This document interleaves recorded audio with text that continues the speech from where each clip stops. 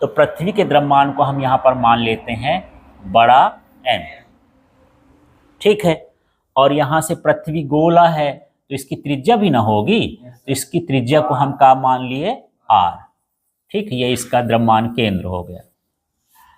अब यहाँ पर हम कोई पिंड मान लेते हैं जो यहाँ पर है और इसका द्रव्यमान कितना है स्मॉल m, बस इतना सा चित्र है इसका, ठीक है। और इस पिंड का मतलब ये धरती हो गई, हम लोग हैं बैठे हैं, हम क्या कहला गए, पिंड कहला गए।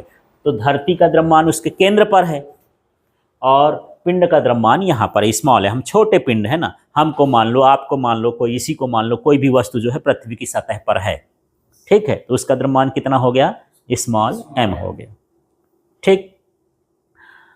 इसमें दो तरह का बल काम कर रहा है, दो तरीके से हम सोच सकते हैं कि इसमें गुरुत्वाकर्षण भी कर रहा है और गुरुत्वीय त्वरण वाला भी बल काम कर रहा है। तो देखो, यदि हम गुरुत्वाकर्षण की बात करें तो गुरुत्वाकर्षण का सूत्र क्या होता है बताओ, F बराबर फिर कैपिटल G फिर m1 m2, लेकिन इसमें m1 नहीं है तो क्या लिख दूं m और m, तो क्या हो जाएंगे कैपिटल M और स्मॉल m, फिर बटे में क्या हो जाएगा, कौन सा कैपिटल के स्मॉल, हाँ इसमें कैपिटल R है तो यहाँ पर क्या लिख देंगे कैपिटल R²। तो जो आपका गुरुत्वाकर्षण वाला सूत्र है ना, उसी सूत्र को लिखें, बस m1 न लिख के m लिख दिए, m2 न लिख के स्मॉल m लिख दिए, वहाँ स्मॉल r था इसमें कैपिटल R लिख दिए, इस कंडीशन के हिसाब से सूत्र लिख दिए, ठीक है। ये मान लेते हैं कि ये पहला समीकरण है।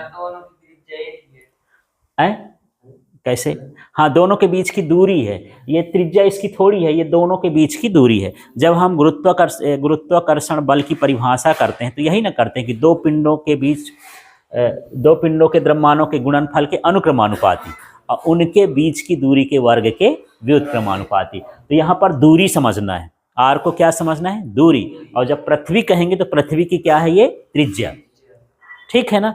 तो यहाँ जो ये r है ना m की त्रिज्या है ना इसकी त्रिज्या है, ठीक। इन दोनों के बीच की क्या है दूरी है, और यदि हम सिर्फ पृथ्वी भर सोचें तो उसका क्या है त्रिज्या है, ठीक है। हाँ, अब मान लो इसमें दूसरे तरह का बल भी लगता है। जब हम गुरुत्वाकर्षण निकाले थे तो F गुरुत्वीय नियतांक निकाले थे तो क्या निकाले थे mg, ये दूसरा हो गया, ठीक है। अब ये तो दोनों पृथ्वी के ही बल है ना, पृथ्वी ही गुरुत्वीय त्वरण उत्पन्न करती है और पृथ्वी ही गुरुत्वाकर्षण बल लगाती है, तो दोनों बल का मान क्या होगा बराबर होगा, है ना। तो यहां पर लिख देंगे समीकरण 1 व 2 की तुलना करने पर, तो तुलना करेंगे तो जो F का मान है ना उसको हम रख दें, तो देखना यहाँ पर F की जगह क्या रख दूं, एक नंबर में mg, और यहाँ पर क्या हो जाएगा gm, और बटे में क्या हो जाएगा r²। कुछ कटेगा क्या, स्मॉल m से स्मॉल m ये कैंसिल हो जाएगा, तो क्या बचा स्मॉल g बराबर कैपिटल G और कैपिटल M, और बटे में क्या हो गया r², ठीक है। ये क्या बताता है कि गुरुत्वीय त्वरण पिंड के द्रव्यमान पर निर्भर नहीं करता, ये ग्रह के द्रव्यमान पर निर्भर करता है। पृथ्वी ग्रह है ना और हम क्या है एक छोटे पिंड हैं, तो हमारे द्रव्यमान पर निर्भर नहीं करेगा। तो मैं ये क्वेश्चन पूछूं कि मान लो आप छत की ये तीसरी मंजिल में चढ़ जाओ और वहां से एक कागज गिराओ और एक पत्थर गिराओ, तो पहले कौन गिरेगा, पत्थर पहले गिरेगा और कागज देर से गिरेगा। मान लो कागज इसलिए रुक जाता है कि हवा उस पर उल्टा बल लगा रही है, यदि हवा ना हो तब क्या होगा, दोनों बराबर साथ में गिरेंगे, ठीक है। तो ये बराबर क्यों गिर रहे हैं, क्योंकि ये कहता है सूत्र कि गुरुत्वीय त्वरण पिंड के द्रव्यमान पर निर्भर नहीं करता। एक भारी पिंड हो और एक हल्का पिंड हो, समान वेग परिवर्तन हो के नीचे गिरेगा। यदि एक साथ दोनों गिराते हो, चाहे एक सिक्का ले लो और चाहे एक पंख ले लो और दोनों को एक साथ गिराओ, तो दोनों एक साथ गिरेंगे।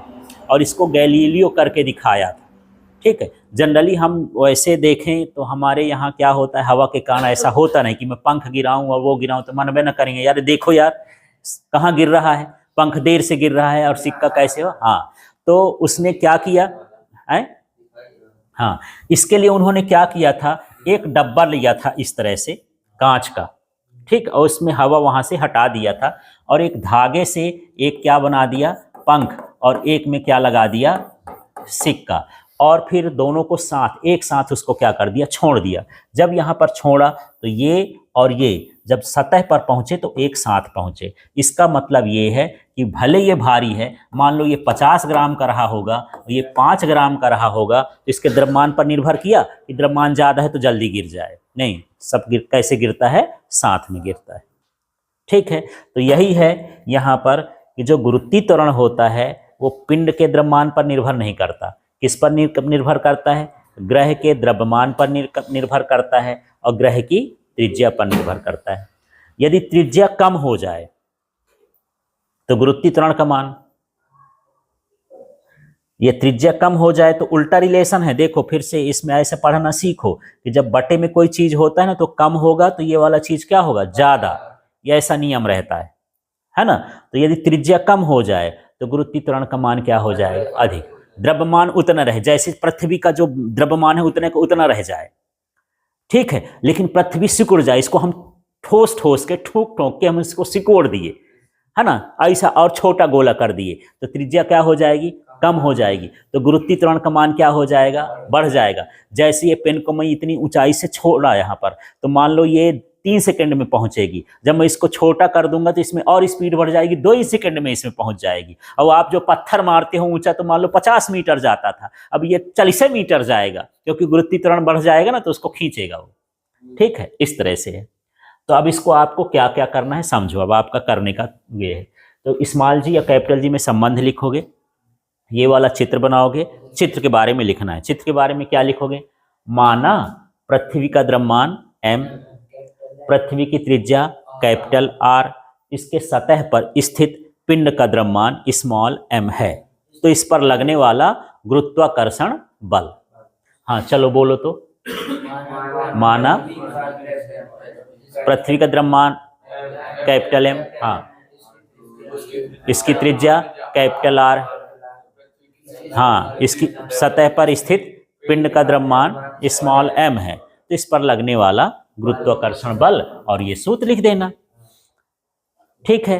इसके बाद यहां पर गुरुत्वीय त्वरण के कारण वस्तु पर लगने वाला बल, हाँ, mg कहां से आ गया, जैसे हम एक सूत्र पढ़ते थे F बराबर ma, पढ़े हो ना, है ना, तो यहां पर a क्या था, त्वरण, लेकिन यहाँ पर त्वरण ए ना होके क्या है, गुरुत्वीय त्वरण, तो यहाँ जी लिख दिए, ए का मान जी हो गया, mg बन गया वो सूत्र, ठीक है।